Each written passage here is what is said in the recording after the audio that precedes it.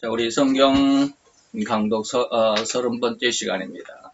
30번째 시간으로 계시록 21장 이제 후반절 15절에서 27절까지를 우리가 생각해보는 그런 시간을 갖도록 하겠습니다.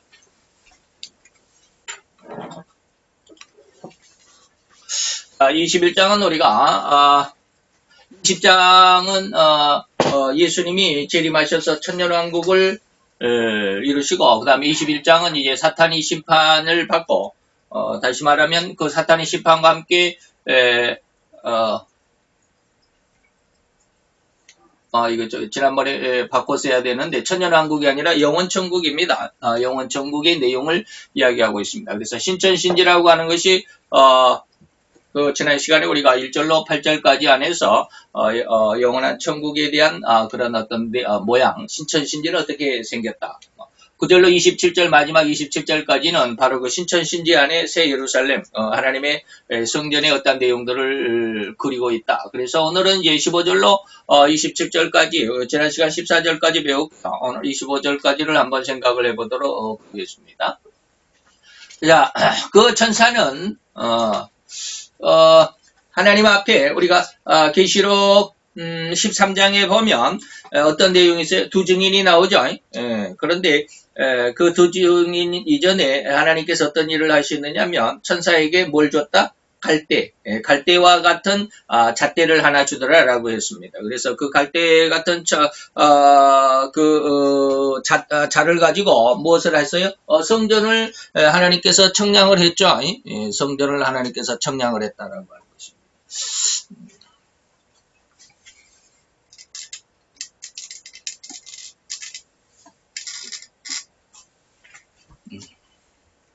성전을 하나님께서 청량을 했다. 갈대와 같은 자가 계시록 13장에 나오는데 오늘 여기 21장에서는 어떤 자냐면 금자입니다. 금으로 만든 청량자라고 하는 것이죠.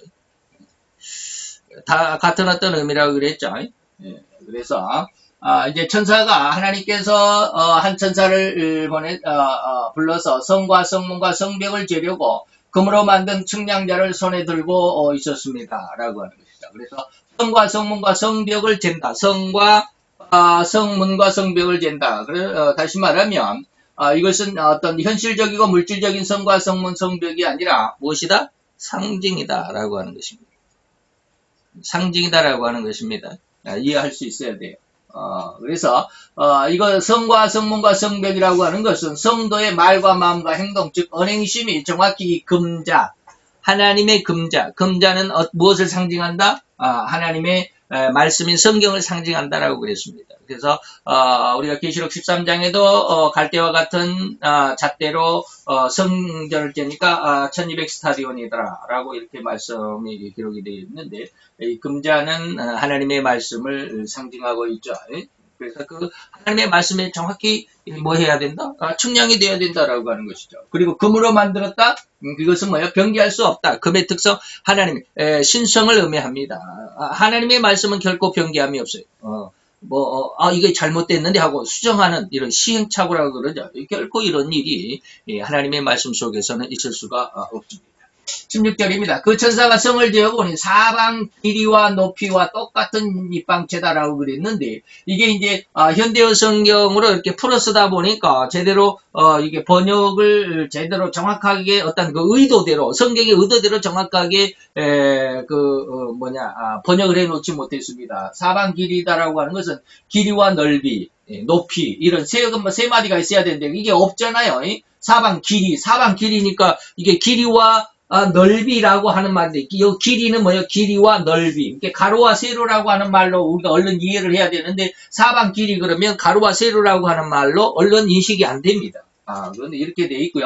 그 다음에 높이. 그러니까 가로, 세로, 높이죠. 이것이 뭐예요? 입방체라고 하는 말입니다. 입방체는 뭐예요? 우리가 주사위 같은 정육면체를 입방체라고 그러죠. 이런 것을 알게 되었습니다. 그 길이는 각각 2400km다.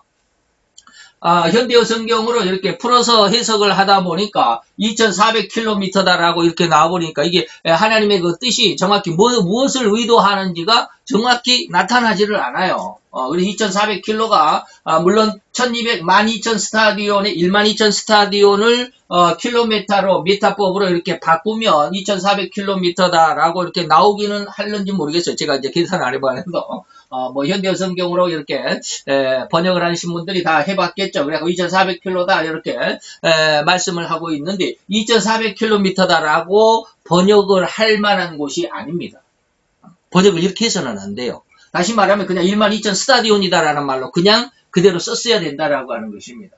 왜 그러냐면 이제 말씀을 드리겠지만 입방체라는 말은 뭐예요? 주사의 모양과 같이 가로 세로 높이가 똑같다라는 말이고 이것은 성도의 언행시 말과 마음과 행위가 똑같이 하나님의 말씀대로 하나님의 말씀을 배운 대로 그대로 지켜져 살아야 된다라고 하는 것이고 2400km라고 하는 이 말을 우리말로 이렇게 번역을 할 만한 곳이 번역을 해서는 안 된다라고 하는 것입니다. 다시 말하면 원래 우리식으로 다시 말하면 우리의 의미로 번역해서는 의미가 왜곡되는 포인트가 바로 이제 이런 모습이거든요. 그래서 이제 현대어 성경으로 제가 처음에는 이런 내용들을 잘 모르고 계시록을 현대어 성경으로 좀 계시록이 어려우니까 우리말로 좀 풀어서 번역이 됐고 이해하기 쉽고 읽기 쉽게 되어 있는 성경책을 처음에 현대인의 성경으로 보려고 하다 보니까 현대인의 성경도 조금 안 좋아서 현대어 성경으로 다시 바꿔서 지금 계속을 하고 있는데 현대 성경으로 하다가 우리 개혁 성경으로 바꾸는 것이 좀 그래서 계속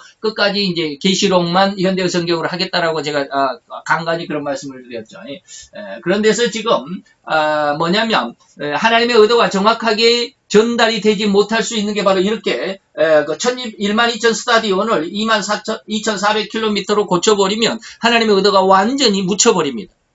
번역을 함으로 인해서 하나님이 뭘 의도했는지를 모른다라고 하는 것입니다. 다시 말하면 12000 스타디온이라고 개혁성경에 그리고 언어에 그렇게 되어 있는 것은 뭐냐면 언어에도 보니까 12 곱하기 1000입니다. 12 그 다음에 1000 12, 그 다음에, 1000라고 이렇게 기록이 되어 있어요. 근데 이것을, 우리, 킬로미터법으로 이렇게 바꿔버리면, 하나님께서 무엇을 의도했는지 의도가, 밝혀질 수 없는, 완전히 묻혀버린, 그런 모습이 되어버린. 다시 말하면, 이 12라고 하는 것은 교회의 숫자입니다.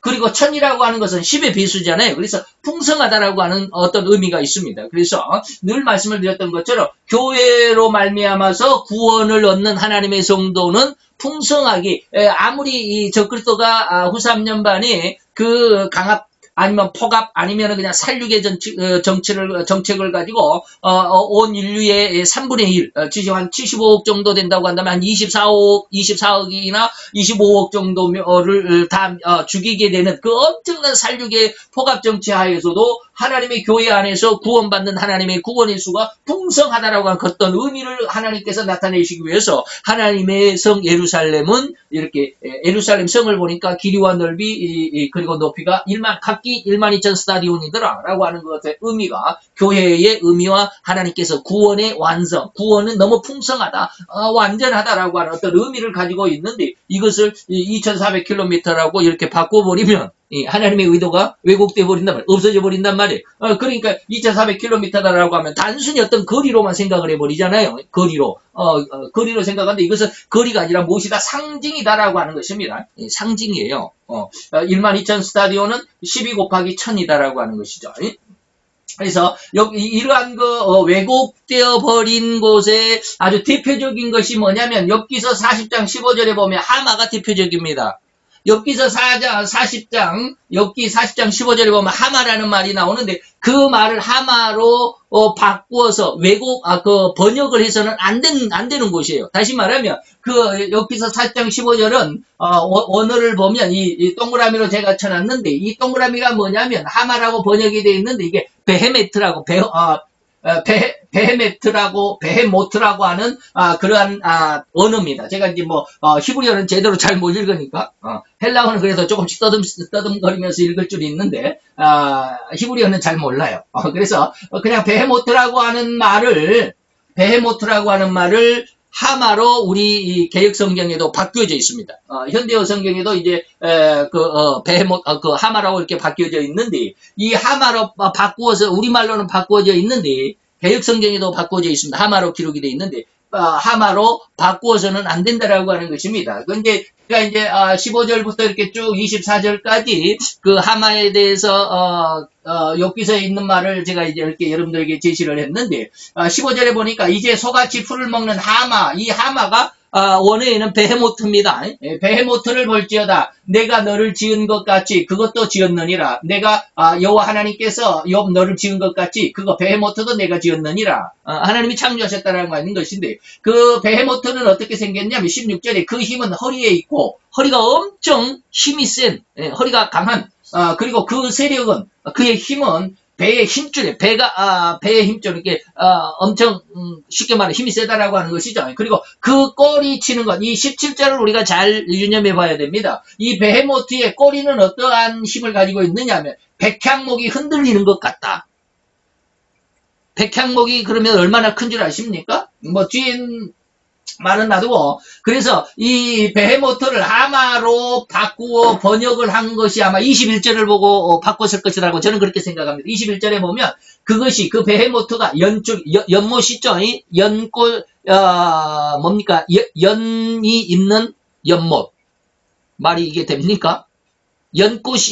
연뿌리를 키우는 그 연못입니다. 그 연줄기 아래나 갈밭 가운데나 못 속에, 연못 속에 엎드려 있다. 그러니까 하마가 그런 데 있잖아요. 물속에 가만히 엎드려 물속에 잘 헤엄을 치잖아요. 육지동물이지만 물속에 아주 오래 헤엄칠 수 있는 그런 물속에도 살아가는 그런 하마입니다. 입이 엄청 크더라고요. 사자 머리를 한 입에 그냥 뭉쳐갖고 그냥 막 사자를 흔들어 버리니까 사자가 그냥 꼼짝을 못 하더라고요. 어쨌든지. 자, 이런 21절 내용을 봐가지고 이 베헤모트를 하마로 바꾸었을 것 같은데, 우리가 그런데 이 베헤모트의 꼬리는, 17절에 꼬리는 뭐야? 백향목 같이 흔들린다라고 그랬습니다. 한번 봅시다. 이게 하마의 꼬리입니다. 정신들 좀 차리고. 자, 하마의 꼬리, 이게 백향목이라고 할 수 있겠습니까? 이게 손바닥만 해가지고 이거는 백향목이 흔들린 것 같지가 않죠? 예. 백향목은 얼마나 커요? 이렇게 큽니다. 이게 백향목입니다. 그러면 이 하마의 꼬리가 백향목이 흔들리는 것 같다라고 했는데 이 하마의 꼬리 가지고는 베헤모트를 하마로 번역한 것은 조금 어딘가 어리숙한 것 같지 않습니까? 꼬리가 이 정도는 돼야 백향목이 흔들린 것 같다라고 말할 수 있겠죠. 이게 뭡니까? 우리가 지금은 현존에 있지 않는 공룡입니다. 공룡의 꼬리를 한번 보세요. 어마어마하죠? 예. 공룡의 꼬리는 어마어마해요. 무슨 말인지 이해가 되십니까? 다시 말하면 창조과학에서는 이 베헤모트를 하마가 아니라 공룡으로 번역을 했어야 된다. 그러니까 공룡의 꼬리나 공룡의 허리나 공룡이 그 물속에 사는 공룡들도 있잖아요. 예, 그런 어떤 내용들이 아니겠네요. 그래서 이 번역을 하는데 우리가 정확히 하나님의 어떤 뜻을 제대로 우리에게 전달할 수 있는 모습이 우리말이 없다면 아마 베헤모트라고 하는 것이 공룡이란 말이 근간에 생겼죠. 옛날 문자가 생길 때부터 공룡이 있었던 공룡이란 말이 아니고 공룡이 없다가 공룡이 사라졌다가 다시 공룡이 어떤 화석들을 보고 그것이 사우루스라는 말이 뭐라고 그러더라?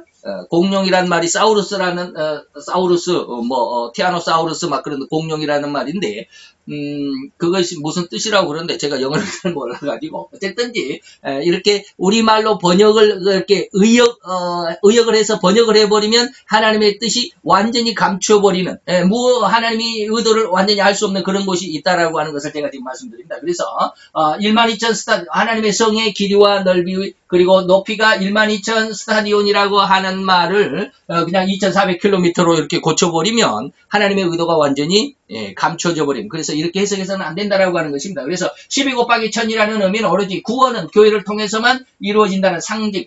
앞으로 계속 이제 뭐 12 진주문이 있고 12 뭐 기초석이 있고 이런 것들 전부 상징입니다. 앞으로 이제 나오겠지만. 그래서 오늘날 무교회주의, 교회가 없어도 교회를 안 나가도 꼭 교회 나가서 예배 드려야 되느냐? 우리끼리 모여가지고 가정에서 뭐 우리끼리 모여가지고 또 꼭 목사가 있어야 되느냐? 꼭 목사가 설교를 해야만 되느냐? 은혜 받다가 성경을 읽다가 은혜 받은 사람이 그날 설교를 하면 되지. 이게 형제교회입니다. 간혹 가다가 여러분들이 혹 가다가 지나가다가 무슨 형제교회라고 하는 데는 바로 그런 무교회주의자들의 교회입니다.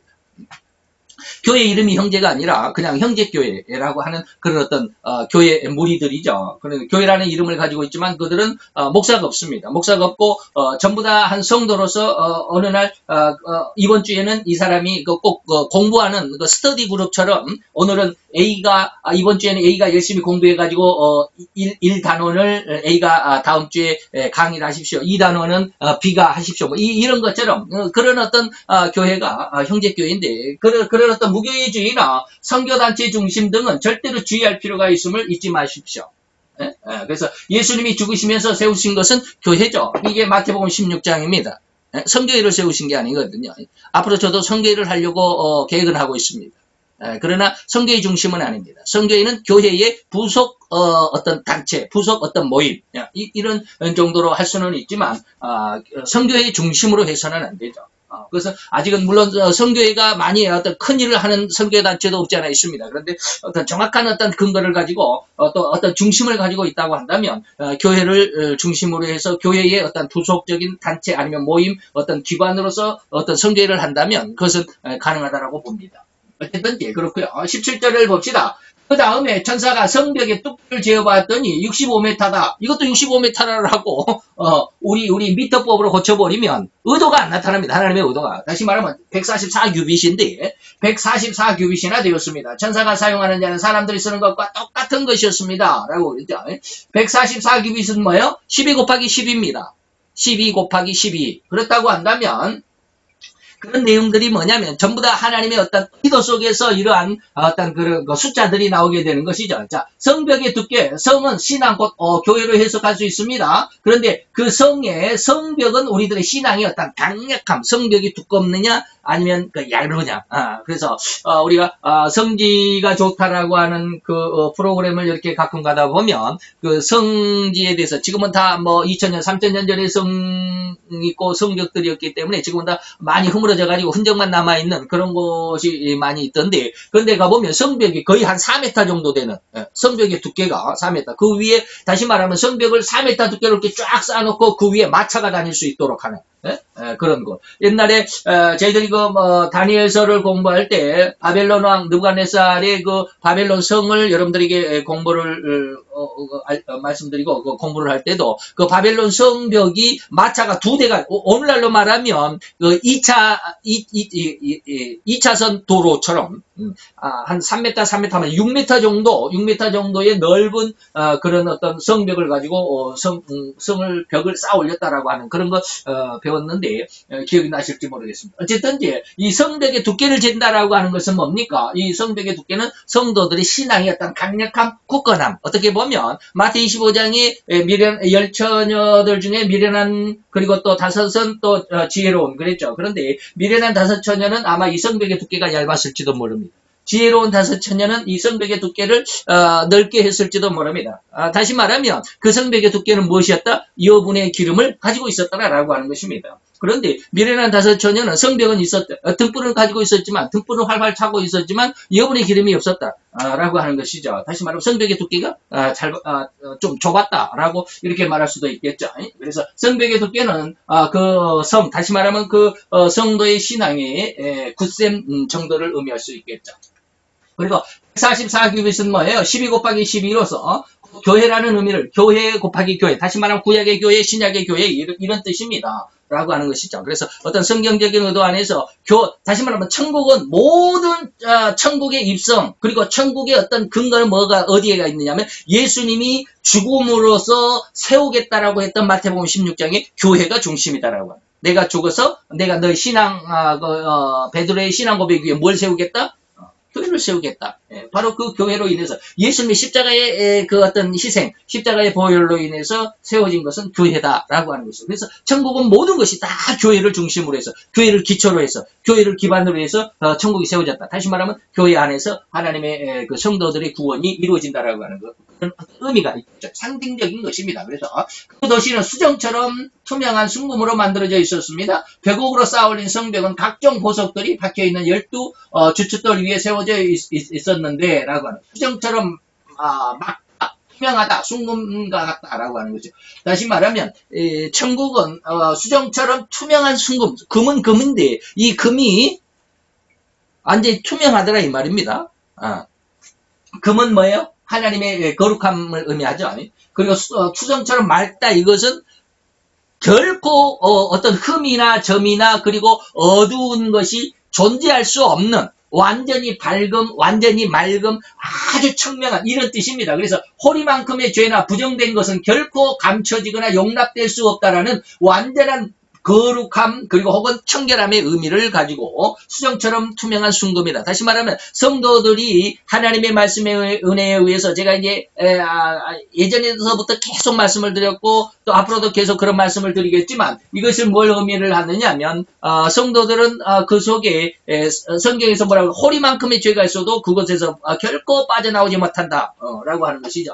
그래서 하나님의 성전에 가보니까, 사도 요한이 성전에 가보니까 거기에는 유리바다가 있더라 라고 그러죠. 유리바다는 뭐야? 완전히 속이 다 그냥 환하게 비춰질 수 있는 그런 것이죠. 그래서 우리 속에 만약에 티끌만한 어떤 죄가 있다고 한다면 그것이 다 드러나 보이겠죠. 완전히 투명하니까. 투명한 유리 뒤편에 무엇가 있다 할 때, 무엇을 감춰놓는다 할 때 다 보이잖아요. 유리는. 그런 것과 마찬가지입니다. 그 다음에 성벽은 각종 보석들이 박혀 있었다라고 그랬는데, 12는 교회이고요. 이는 베드로의 신앙 고백 위에 세워진 것이 곧 교회입니다. 그래서 이 교회는 12보석들이라고 그러는데, 이 12보석들은 예수 그리스도여 살아계신 하나님의 아들이라고 고백하는 무엇이다? 신앙 고백이다라고 하는 것입니다. 그래서 이제 뒤에 보니까 12주춧돌 그랬는데, 이 주춧돌이 뭐예요? 이 주춧돌은 12개인 것은 뭐예요? 이 주춧돌이 12주춧돌 그랬는데, 교회를 통해서만 하나님의 천국이 세워졌고, 그리고 그 천국에 들어가는데 나중에는 이제 12진주문 문을 통해, 이 진주문을 통해서, 12문을 통해서만, 교회의 문을 통해서만 이 천국의 입성이 가능하다라고 하는 것은 전부 이 숫자들은 상징입니다. 그래서 이 숫자들이 언어에서 12,000이다, 144다, 12이다라고 하는 것을 어떤 거리로 환산한다거나 이렇게 해버리면 하나님의 어떤 의도가 좀 감춰져 버리는, 묻혀버리는 그런 우려가 있죠. 그래서 그러지 않았으면 좋겠다라는 말씀 아까 말씀드렸죠. 자, 그 다음에 그 12 이제 기초석에 그 보석들이 나오는데, 보석들을 완전히 그 핵심적인 장황하게 이런저런 설명을 하지 않고 그 어떤 의미들만을 생각을 해보겠습니다. 벽옥이라고 하는 것은 뭐 어떠냐면, 세 가지 색깔이 있다고 그래요. 옥은 위로는 녹색이고요. 녹옥은 위로라고 하는 거예요. 황옥은, 황색의 옥은, 황옥은 화평, 그 다음에 홍옥은 열정이나 진노를 좋은 뜻에서 보면 열정이고, 또 반대적인 하나님의 심판의 의미 안에서 홍옥을 보면 진노라고 하는 말로 표현할 수 있겠죠. 사파이어는 뭡니까? 우리 개혁 성경에는 남보석으로 되어 있는데, 이것이 현대 우리 성경에는 사파이어로 이렇게 번역이 되어 있습니다. 사파이어는 거룩이죠. 아니요? 그 다음에 옥수라고 하는 것은 인자나 자애, 에메랄드는 녹보석을 에메랄드로 이렇게 번역을 해놨는데, 이건 위로입니다. 홍만호는 사랑, 홍옥수는 하나님의 공의, 홍옥수는 개혁 성경에는 홍보석으로 되어 있습니다. 감남석은 뭡니까? 황옥으로 우리 개혁 성경에는 되어 있는데, 이것은 화평을 의미하는 것이고, 20절로 넘어가 보면 8대는 녹주석, 녹옥이라고 하는 것인데, 이거는 거룩과 화평이죠. 그 다음에 9대는 황옥인데, 황옥은 뜨거운 어떤 사랑. 그 다음에 녹옥수는 비치옥이라고 번역이 되어 있는데, 녹옥수로 이렇게 바꾸었죠. 공의의 위로라고 하는 것이고, 11번째는 청옥인데, 이건 사랑과 평화, 12번째 자수정, 이것은 왕의 색깔, 자정이라고 그러죠. 왕의 색깔로 꾸며져 있는 이런 천국의 그 12문의 기초석이 이런 12보석이 있다라고 하는 것인데, 이 12보석은 뭡니까? 교회의 의미입니다. 교회가 그렇게 돼 있다라고 하는 것이죠. 그래서 그 기초석 위에 12대문은 각각 한 개의 커다란 진주로 만들어져 있었습니다. 그리고 그 큰 길은 맑은 유리처럼 투명한 순금으로 포장되어 있었습니다. 라고 그러는데, 그래서 12대문은 뭡니까? 12개의 문은, 나중에 이제, 지금 여기서 나왔다, 다 계속 읽다 보면은, 12대문이 어떻게 되어 있냐면, 세상은 사방이죠. 동서남북 사방입니다. 그러니까, 네 방향에서 12문이니까, 한 방향에 세 문씩입니다.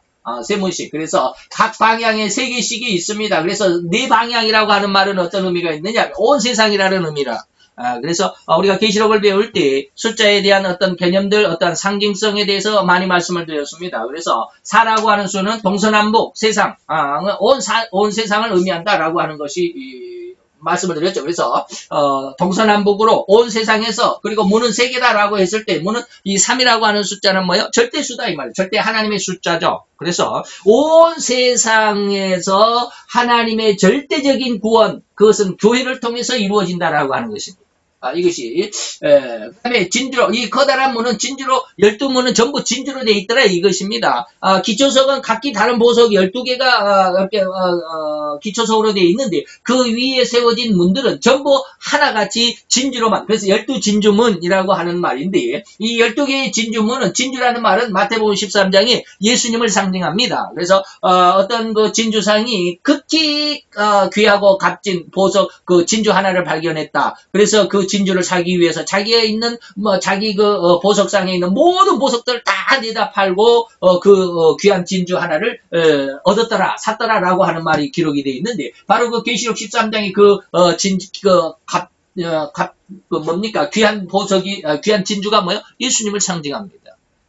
예수님을 상징합니다. 그래서 이 12진주문이다라고 하는 것은, 천국에는 12개의 문이 있고, 그 문으로만 이 천국을 들어가는데, 이 문의 재질이 뭐냐면 진주다. 다시 말하면 예수더라 이 말입니다. 12개의 문이 다 진주로 되어 있다. 이 문 자체는 바로 예수 그리스도. 온 세상에서 예수 그리스도 외에는 결코 구원을 받을 만한 다른 이름을 우리에게 주신 적이 없다. 사도행전 4장 12절이죠. 바로 그 말입니다. 그 다음에 유리처럼 투명한 성, 아까 이제 그 성이 그렇게 새 예루살렘이 16,000 스타디온에 12,000 스타디온의 가로 세로 높이가 그렇게 된 새 예루살렘이 유리처럼 아까는 뭐 수정처럼 투명한 순금이다라고 그랬는데, 여기는 길이 말이죠. 길이. 천국의 길이 유리처럼 투명한 순금이다. 다시 말하면, 제가 아주 재미있는 그 동영상을 한번 봤는데, 여러분들도 아마 그 동영상을 보면 아주 그냥 배꼽을 잡고 웃을 수도 있어요. 저도 그걸 보고 참, 웃기도 하고 좀 안쓰럽기도 하고 그랬는데, 그게 뭐냐면, 중국에 가보면 높은 산들이 많죠. 그 높은 산 꼭대기에다가 산이 절벽으로 되어 있다. 돌산, 돌절벽에 그 주위로 쉽게 말하면 둘레길을 만들어 놨는데, 이 둘레길의 재질이 뭐냐면 전부 유리예요. 유리. 바닥을 유리로 이렇게 쫙 깔아놨어요. 그리고 그 옆에다가 가드레일도 해놓고, 가드레일을 쇠 철로 이렇게 만들어 놨지만, 그리고 가드레일 그 사이사이에 전부 또 유리로 이렇게 막아놓고, 전부 유리예요. 어떻게 써요? 그냥 깎아지른 그 돌 절벽 그 산 꼭대기에다가 둘레길을 만들어 놨는데, 그 둘레길이 전부 유리예요, 바닥이. 그러니까 그 동영상 여러분들 유튜브에 들어가서 한번 찾아보세요. 그 이만한 등치들이요. 남자건 여자건 알 것 없이 이만한 등치를 가진 그 중국인인지 누군지는 모르지만 좌우자 그 사람들이 그 난간을 부여잡고 발을 움직이지도 못하고 울고 있어요. 무서워가지고, 밑이 다 보이니까 무서워가지고 거기를 걸어가지도 못하고, 옆에서 두 사람이 질질 끌고 가도 그냥 질질 끌려가면 울면서 끌려가기도 하는 그런 동영상도 있어요. 다시 말하면 유리처럼 투명한 순금이다. 길이 그렇게 투명하다. 거기에서 비춰오는 것들이 너무 맑고 깨끗하고 환하기 때문에, 거기에 만약에 우리가 흔히 말하는 파리똥만한 죄가 있다 할지라도 그게 다 시원하게 들여다보일 거 아니에요. 그래서 지난 시간에 그랬죠. 산다싱의 이유화에서 보니까 어떤 사람이 천국의 문이 활짝 열려 있어가지고 누구나 막 그리 가니까, 어떤 사람이 한 사람도 거기 그 많은 무리들을 쫓아서 이렇게 싹 들어왔는데, 다른 사람들은 전부 다 깨끗해가지고 속이 그냥 깨끗하게 보이는데, 투명해가지고 다 깨끗하게 보이는데, 자기만 이 가슴 속에 시커먼 점이 하나 딱 있으니까 그것이 부끄럽고 창피해서 그걸 가리려고 손으로 가렸더니 손도 투명하니까 손을 통해서 그 검은 점이 또 보이고, 그래서 오른손 왼손을 아무리 겹쳐가면서 그 점을 감추려고 해도 안 감춰지더라. 그래서 어디 그 점을 안 보인 대로 찾아가려고 해도 없어가지고 천국문을 다시 나와가지고 천국문 밖에 큰 바위가 있어서 그 바위에 그 그늘 밑에 들어가니까 점이 안 보여가지고 그늘 밑에 들어가니까 안 보이겠죠. 점이 안 보이겠죠. 깜깜하니까. 그래서 그때서야 그 사람이 후 하고 한숨을 쉬더라. 그런 어떤 예화가 산더싱의 천국에 대한 예화가 있는 것처럼 유리처럼 투명한 순금, 천국에는 그렇게 투명합니다. 그렇기 때문에 죄가 있는 사람은 하나님께서 들어오라고 그래도 들어가질 못해. 자기 스스로가 들어가질 못해. 12절입니다. 그런데 그 도시 안에는 성전이 눈에 띄지 않았습니다. 성전이 눈에 띄지 않았다. 우리가 지난 시간에 뭐라고 그랬습니까? 성전은 무엇이다? 진짜 물질적으로 어떻게 1만 2천 스타디온 되는 그 길이가, 그리고 넓이가 그 다음에 높이가 가로 세로 그 다음에 높이가 1만 2천 스타디온 되는 정말로 그런 어떤 하나님의 성전 예루살렘을 찾으러 돌아다니라고 그랬어요? 돌아다니지 말라고 그랬습니다. 그건 무엇이다? 상징이다 그랬습니다. 성전이 눈에 띄지 않았다. 없어요. 상징입니다. 그런 성경들. 다시 말하면 1만 2천 스타디온은 뭐다? 12 곱하기 1000이다. 교회 곱하기 풍성수다. 하나님의 성전은 교회로 말미암아 예수 그리스도의 십자가의 보혈의 은혜 안에서 그 십자가의 보혈의 은혜로 말미암아 구원받은 자들이 풍성하게, 그 누구나 할 것 없이 동서남북 흑인이나 백인이나 황인종이나 또 어떤 사람들을 할지라도 예수 십자가의 은혜만 얻으면 다 천국에 들어간다라는 그런 어떤 그 상징의 의미가 성전이라고 그랬습니다. 그것은 도시 안에 어느 곳에든 전능하신 주 하나님과 어린 양에게 예배드릴 수 있기 때문에 성전은 온 세상이, 다시 말하면 예수님도 세상에 오셔가지고 예수님 오시기 전에는 예배를 어디서만 드렸어요? 예루살렘 성전에서만 드렸잖아요. 솔로몬이 지은 성전에서만 드렸잖아요. 그런데 예수님 오고 나서 세례 요한이 뭐라고 그랬어요? 이제 성전에서 제사 드리는 그런 제사가 아니라 어디로 나오라? 요단강으로 나오라. 그래서 물로 세례를 받으라. 그러면 너희들이 죄가 용서가 되고 구원을 받는다고 그러잖아요. 그때 당시 세례 요한 당시에 그런 설교는 아주 세상을 완전히 180도로 완전히 뒤집어 놓는 파격적인 설교입니다. 당시 유대인들은 전부 다 그 예루살렘에서만 제사를 지내고 예루살렘의 그 성전에 가서만 성전에서만 제사를 드리고 성전에서만 제사를 드려야 구원을 얻는다라고 생각했던 바로 그 시대예요. 근데 그 시대에 세례 요한이 나타나가지고 야 예수를 믿으라, 요단강에 나와가지고 재물을 잡는 그런 제사가 아니라 그냥 예수의 이름으로 물로 세례를 받으면 구원 얻는다 그러니까 아주 파격적이잖아요. 예수님도 그래서 들판에서도 설교하시고 바닷가에서도 설교하시고 집에서도 설교하시고 아무 데서나 성전에 가서도 예수님 또 설교하시고 그러셨잖아요. 아무 데서나. 그래서 어린 양이신 주님이 성전의 모체이시기 때문에 물질적이나 형상적인 어떤 성전 건물은 이제 완성이 됐죠. 천국은 완성이 됐습니다. 그렇기 때문에 이런 어떤 물질로 만든 시멘트나 벽돌로 아니면 철근으로 해서 만든 이러한 구조적인 철 구조물적인 이러한 성전은 없다 이 말입니다. 그래서 요한복음 4장 21절에 보면 예수께서 이제 그 수가성 여인하고 대화 중에 우리는 당신들은 예루살렘의 성전에서만 예배 드려야 된다고 합니다. 그런데 우리는 이삭 에발산 그이심산에서 우리는 예배를 드립니다. 어떤 예배가 진짜입니까? 라고 물어보잖아요. 그렇게 그 여인에게 예수님께서 21절에 말씀하시기를 예수께서 가라사대 여자야 내 말을 믿으라. 이 산에서도 말고 예루살렘에서도 말고 너희가 아버지께 예배할 때가 이르리라. 무슨 말인지 이해할 수 있어야 됩니다. 그렇다고 해서 이걸 무교의주의다라고 말해서는 안 됩니다. 무교의주의라고 말해서는 안 됩니다. 그 도시에는 태양이나 달도 필요하지 않습니다. 성전도 없고 태양이나 달도 필요하지 않고 하나님과 어린 양의 영광이 이 도시를 환하게 비춰주고 있다. 예수님이 그 빛의 근원이시기 때문에 태양도 이제 없어지죠. 영원한 천국에서는 태양이 없습니다. 천년왕국 때는 이 땅에서 천년왕국이 이루어진다고 그랬습니다. 그러니까 이 땅이 다시 말하면 지구도 필요하고 태양도 필요하고 모든 달이나 어떤 다른 어떤 행성들, 다른 별들이 필요합니다. 그러나 영원한 천국에서는 뭡니까? 이 천년왕국이 끝나면 예수님께서 이제 백보자 대심판 그리고 영원한 천국을 우리에게 주실 것인데 그 영원한 천국에서는 해와 달 그리고 이 지구, 그리고 다시 바다도 다시 보이지 않더라. 아무것도 없습니다. 다 하나님께서 이제 쉽게 말하면 훈련소는 이제 폐장을 시키고 하나님의 거룩한 새하늘과 새 땅으로 우리를 인도해 가시다라고 하는 것이죠. 그래서 이것은 뭡니까? 하나님의 빛은 근원이시고 그 빛은 이 세상을 만드시고 만물 창조의 천지 창조의 첫날이 바로 이 빛이었다라고 그러는데, 이거 하나님께서는 고로 회전하는 그림자조차 없으시다고 하십니다. 그에게는 허리만큼의 죄나 어둠이 없다. 회전하는 그림자가 없다. 하나님께서는 전혀 이 죄라고 하는 것이 없다라고 하는 그런 어떤 의도. 그렇기 때문에 그의 어떤 성품 안에서 그의 어떤 말씀, 그의 어떤 약속, 그의 어떤 그 쉽게 말하면 기준, 그 성경이죠. 그 기준 안에 약속인 성경, 기준인 성경 안에서, 그리고 그 갈대 청량이 바로 성경이라고 말씀했던 그런 내용 안에서 우리가 정확하게 청량이 되면 이 안에 풍성하게 누구든지 다 들어갈 수 있다라고 하는 것입니다. 그 빛은 땅에 있는 모든 나라를 비출 것입니다. 온 세상의 통치자들이 그들의 보화를 가지고 그 도시로 들어올 것입니다. 라고 했죠. 빛은 그 땅에 있는 모든 나라를 비춘다. 온 세상이 예수의 통치 아래에 있다. 물론 이게 천년왕국이라고 해석하는 분들도 있지만, 우리 영원한 천국에서 이제 다시 말해 온 세상이 동서남북에서 이 말이죠. 온 세상에서 다 이제 예수의 이름 안에서, 예수의 이름으로 인해서 예수의 십자가의 보혈, 그 대속에 의해서 구원받는 그 모든 나라들이죠. 그래서 온 세상이 예수의 통치 아래에 있게 된다.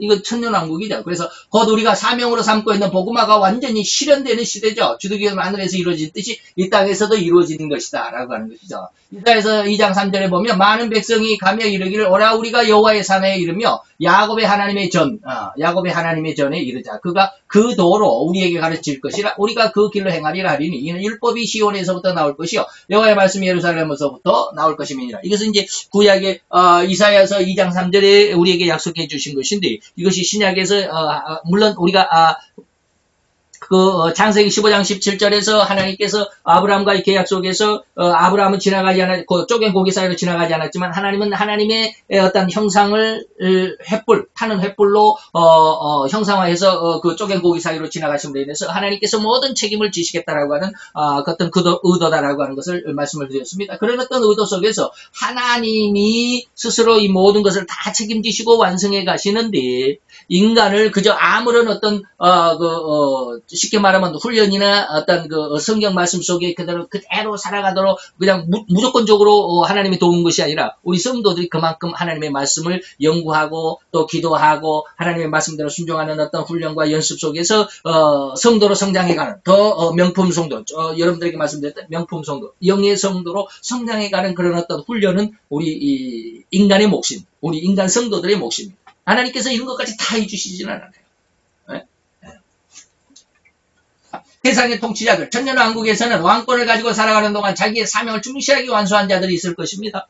다시 말하면 천년왕국에서는 이 세상에서 자기에게 주신 하나님의 사명, 1달란트든 2달란트든 아니면 5달란트든 받은 대로 사명을 완수한 자들은 천국에서는 왕권을 가지고 살았지만, 이제 하나님의 이러한 그 사명 속에 완수한 자들, 세상의 통치자들입니다. 이런 사람들은 하나님의 계명과 예수의 증거로 사단의 계획과 적그리스도 거짓 선자들의 포갑에 대하게 승리한 자들입니다.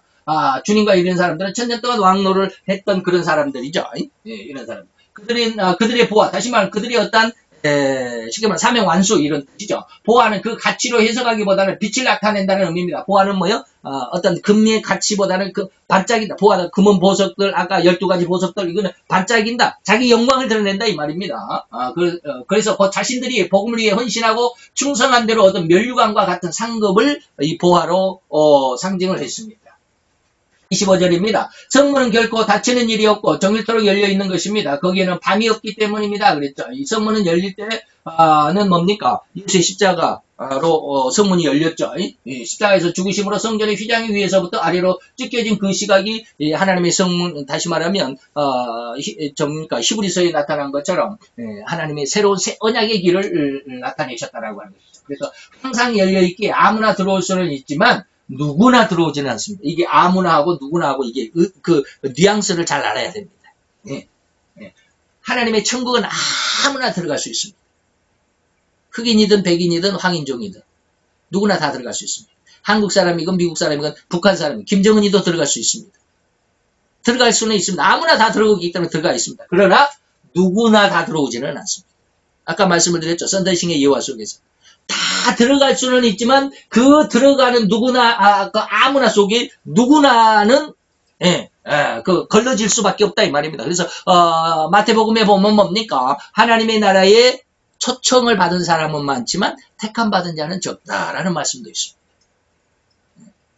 다시 말하면 하나님 앞에 누구든지 다 초청을 받을 수 있고 구원받을 수 있는 하나님의 백성, 다시 말 하나님의 모양과 하나님의 형상을 받은 인간이라면 다 아무나 하나님의 구원, 그 천국의 초청장을 받을 수는 있지만 일단 초청을 받은 그 모든 인간들이라고 한다면 다시 말하면 천국에 들어갈 수 있는 사람들은 누구에 의해서만 이 12문을 통해서만 들어간다고 그랬어요. 예수로만 들어간다고 그랬습니다. 다시 말하면 예수를 안 믿는 인간이라면 못 들어간다고 해요. 누구나가 다 들어오지는 않는다.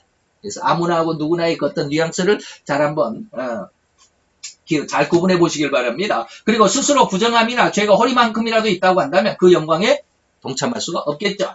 그래서 밤이 없다라는 말은 뭡니까? 밤은 피곤함을 덜어주는 우리가 낮 동안에 열심히 일을 했으니까 육신이 피곤하죠. 그러니까 그 피곤함을 풀어버리고 다시 힘을 재충전하기 위해서 휴식하는 시간인데 그러나 천국은 그런 피곤이 없어요. 참 좋겠더라고. 엊그저께가 아니라 제가 유튜브를 이렇게 찾다가 보니까 태국인가에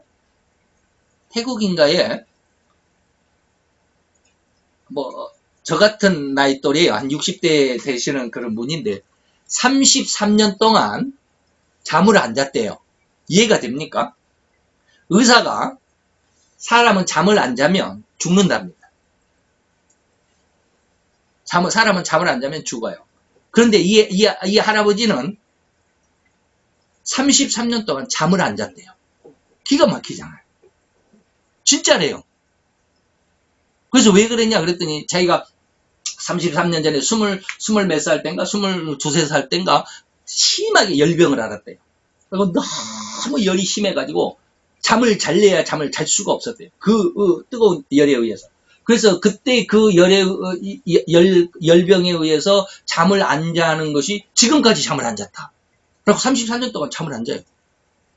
밤이 되면 혼자 그냥 가서 방 안에 앉아 있든지 아니면 그 마을에 어떤 아줌마가 취재하는 기자를 불러다가 여기 따라오라고 하고 마을에 가보니까 큰 저수지가 하나 있어요. 물이 가득 차 있는 큰 저수지가 여기 이게 저수지입니다. 저수지네요. 그랬더니 이런 저수지가 우리 마을에 이 마을 이렇게 주변에 한 3개, 4개 정도 있습니다. 그게 뭐 어때서요? 이 저수지를 이 할아버지가 봤다는 거예요. 이 할아버지가 밤에 잠이 안 오니까 잠을 안 자니까 밤에 혼자 심심하니까 가서 밤새도록 그거 좀 피곤하면 좀 앉아있다가 앉아있기는 해요. 근데 잠을 안 자요. 피곤하면 앉아있기는 한데 잠을 안 자고 그러면서 33년 동안 잠을 안 자는 사람이 있더라고요. 여러분도 한번 유튜브에 한번 찾아보세요. 그거 분명히 나옵니다. 이것도 어떻게 하다 보니까 그분이 있어가지고 제가 한번 봤는데 참 희한한 사람도 다 있다라고 그랬는데 어쨌든 밤이 없다라는 말은 뭐예요? 육신이 쉴 필요가 없다라는 거예요. 다시 말하면 이제 영원한 천국에서는 우리의 육신이 지금 현재 이런 어떤 죽으면 썩을 육신이 아니라 영화체라고 그랬습니다. 영원히 죽지 않는 몸, 영화체. 그 영화체는 뭐예요? 영적인 몸입니다. 이게 물질적인 육신의 이런 물질적인 육체의 이 살코기, 이 살덩어리가 아니라 영화체입니다. 그렇기 때문에 이 육신은 죄가 들어올 수도 없고 죄가 들어오지 않는단 말은 오해하면 안 됩니다. 이미 죄를 용서받았기 때문에 다시는 죄가 들어올 수 없습니다. 그리고 이 영화체는 다시는 아프건 다시 말하면 질병에 걸릴 일이 없습니다. 이 영화체는 다시는 피곤할 일이 없습니다. 완전체다 이 말입니다. 이게 바로 그런 것이죠. 그래서 휴식의 시간인데 밤은 휴식의 시간인데 그러나 천국은 절대로 피곤함이 있을 수 없기에 밤도 재충전하는 휴식의 시간도 필요가 없어요. 다시 말하면 영원한 힘으로 영원한 삶을 살아가는 그곳이기 때문에 밤이 있을 필요가 없습니다. 26절. 그리고 이 세계의 모든 민족들이 동서남북 모든 민족들이 영광과 영예를 가지고 그 도시로 들어올 것입니다. 다시 말하면 주님의 구원은 결코 이스라엘만을 위한 것이 아닙니다. 아니 이런 말을 해도 될는지 모르겠어요. 이스라엘만 구원하는 게 아니에요. 이스라엘 사람, 유대인들은 유대인만 구원을 얻는다라고 생각하죠. 예. 유대인만 구원 얻는 게 아니에요. 하나님은 온 세상, 전 세계적으로, 전 우주적으로 이 말이에요. 누구나 할 것 없이 다 구원의 대상에 포함시키. 다시 말하면 하나님의 모양과 형상, 다시 말하면 인간이라고 한다면 누구나 다 하나님의 구원의 대상입니다. 이스라엘만 구원하시는 이스라엘만의 하나님이 아니다라는 거예요. 그러나 더러운 자들은 이 도시에 들어갈 수 없습니다. 도덕한 자나 정직하지 못한 자는 한 사람도 들어갈 수 없습니다. 다만 어린 양의 생명책의 이름이 기록된 자들만 들어갈 수 있습니다. 말씀을 한번에도 말씀드렸죠. 이 더러운 자도 부도덕한 자, 정직하지 못한 자, 천년왕국에는 이러한 자들도 살아있다면 들어갈 수 있었습니다. 그랬죠? 천년왕국에는 이러한 더러운 자나 부도덕한 자나 정직하지 못한 자나 다시 말하면 불신자들이라도 예수님이 재림한 그 당시에 살아있다고 하면 죽지 않고 살아만 있다면 천년왕국에는 들어갑니다. 그러나 영원한 천국에는 못 들어갑니다. 천년왕국은 누구나 살아있는 생명은 다 들어갑니다. 그리고 죽어있는 사람들이라 할지라도 죽어있는 사람들 중에 두 가지죠. 불신자로 죽은 사람들 아니면 신자로 죽은 사람들. 예수를 믿고 죽은 사람들, 예수를 믿지 않고 죽은 사람들. 그리고 예수를 믿지 않고 죽은 불신자의 죽음은 천년 동안 그대로 죽음 속에 있지만 신자들은 뭐한다? 부활한다. 이게 첫째 부활이다. 이것은 축복의 부활이다. 영생의 부활이다. 그랬죠. 그래서 천년왕국에는 죽은 사람들 중에 신자들은 살아나지만 살아있는 사람들은 누구나 알 것 없이 다 천년왕국에 들어간다. 그러나 영원천국은 이제 완전히 불신자들과 신자로 완전히 구분짓는 그러한 전쟁이 바로 곶감마귀의 전쟁. 그래서 그 곶감마귀의 전쟁으로 인해서 불신자들은 다 지옥으로 보내고 이제 신자들만 천년왕국으로 들어가. 그래서 더러운 자나 부도덕한 자, 정직하지 못한 자는 영원한 천국에는 없습니다. 어린 양의 생명책에 기록이 되어 있다. 어린 양의 생명책에 누구는 기록하고 A는 어린 양의 생명책에 B는 지옥 행위록에 기록하고 그게 아니라고 그랬습니다. 원래 인간들은 다 죄인이기 때문에 다 행위록에 기록이 되어 있다가 예수를 믿는 순간 그 행위록에서 예수님의 생명책으로 옮겨진다. 네? 근데 예수를 믿다가 또 타락한 사람들은 성경에서도 그랬어요. 생명책에서 이름을 흐릴 수도 있다. 지워버릴 수도 있다. 히브리서 6장에서도 그랬어요. 이런 것들 우리 장로교의 교리하고는 조금 안 맞지만 그러나 성경에서는 분명히 그렇게 이야기하고 있습니다. 그래서 오늘 계시록 21장은 영원한 천국의 어떤 내용들 어떤 그런 모습들이 있었습니다. 다음 시간에는 우리가 22장을 통해서 더 다시 한번 영원한 천국에 대해서 다시 한번 공부를 해보도록 하겠습니다. 기도합시다. 할렐루야. 주님 여호와여, 주께 감사를 드리나이다. 주의 영광 앞에 있는 하나님의 귀한 자녀들 위해 아버지며 우리의 장차, 우리의 소망이고 우리의 상속이며 우리의 유업인 하나님의 천국에 대해서 다시 한번 생각해보며 공부하는 이 시간, 하나님의 우리로 인하여 주의 말씀 속에 더 깊은 그리고 더 완전한 그리고 더 완벽한 그리고 더 온전한 아버지며 그 신앙의 기틀이 되고 믿음의 기틀이 되고 그리고 우리의 신앙의 믿음과 기틀을 더 튼튼하게 해줄 수 있는 권능이 될 수 있는 시간들로 주님 채워 역사해 주심을 믿고 감사함을 드리나이다. 모든 것 주께서 역사하시고 인도하시고 또한 우리로 말미암아 진정 주님의 귀한 아들로 날로 잘 성장케 인도하시고 보호하여 주실 줄로 믿고 감사를 드리며 예수 그리스도의 이름으로 기도하여 싸움나이다.